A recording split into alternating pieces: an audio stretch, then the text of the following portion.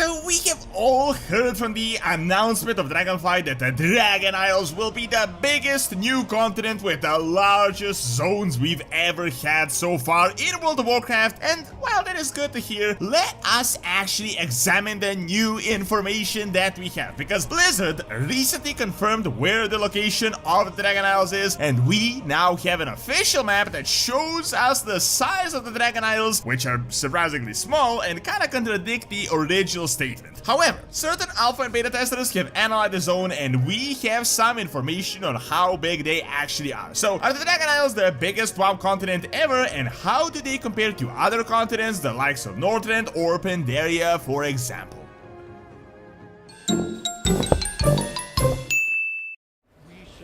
Azeroth's protectors once again. The new age of dragons shall begin. As you might have heard back when Dragonflight was announced, Blizzard multiple times mentioned that the zones that they're creating are the biggest ones that they have ever created, and this obviously makes sense as this is the continent of the massive dragons, so naturally their living space is going to be different than your regular mortal, and you really need that sense of grandeur and size to really feel like you are in the land of the dragons. However, the question was always, how can we quantify this? What does the biggest ever actually mean? Is this just a marketing strategy? And how big is this going to be exactly? And let me tell you, we have some data so that we can actually answer this question. First is the most important bit of news that was revealed a few days ago, and that is the actual location of the Dragon Isles. This was revealed to be exactly as we had previously speculated, only a bit further north. As you may be aware, we have known about the Dragon Isles all the way back from Classic, and this was actually supposed to be a zone very close to Quotalas, but ultimately it was scrapped. Well, first, we've had hints where it will be with the boat reaching the zone, but there was no actual isles there. But then Blizzard literally released a world map that gives us the exact answer where the continent is. The Dragon Isles are between Northrend and the Eastern Kingdoms, although they do seem to be a bit further north than we might have actually imagined. So it is almost parallel to Northrend, which I gotta say is a bit unexpected. However, overall this is about the exact location we had all speculated about even before Dragonflight was announced.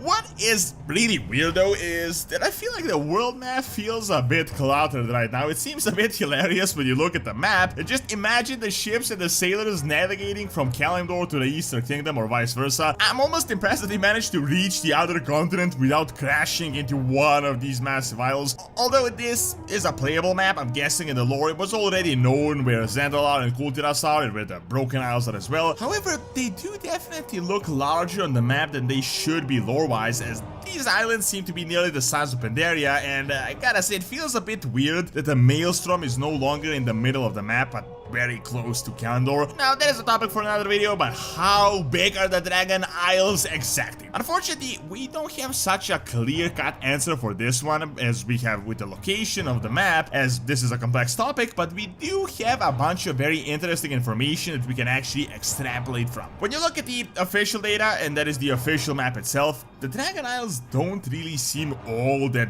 big, to be honest. They're obviously bigger than Kultiras and Zandalar, but to me they look to be about the same in size as Pandaria and maybe a bit smaller than Northrend. But you gotta keep in mind that in-game sizes and lore don't really go all that well together, especially the lore side of the things. Additionally, Azeroth map might be close to the real-world map, where some countries appear larger than they actually are in reality, although with that logic, as the Dragon Isles are all the way up north, they should be bigger than any other, but who knows, maybe Azeroth geography is just like the other way around. If you read any of the WoW books, you might have realized that it takes days to go from one zone to the other, and in-game, you can reach the end of the continent in like 30 minutes approximately, so obviously the game is not really all that representative. For example, it would take at least a few days to go with a caravan through the Barrens, and you could reach that pretty much by running in quite a short amount of time. However, no one really cares how big the zones are in the lore. You're going to be playing the game, you're going to be playing the new expansion, and we want to be able to play in these new big zones. Well,